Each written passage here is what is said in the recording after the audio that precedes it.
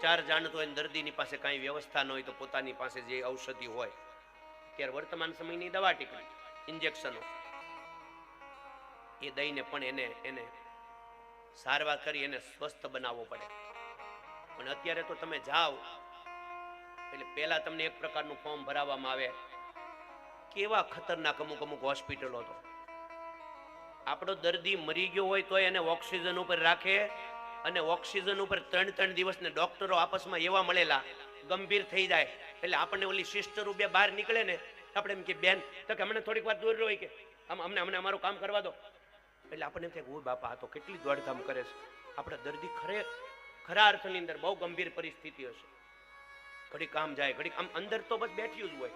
આપણે દવા જે મેડિકલ લઈને એ અમુક દવાખાને તો એ દવા આપણે એને મેડિકલ લઈને આપીને પાછી એના મેડિકલે આપી દે, એમાં એનું કમિશન હોય. આવા પણ ઘણા દવા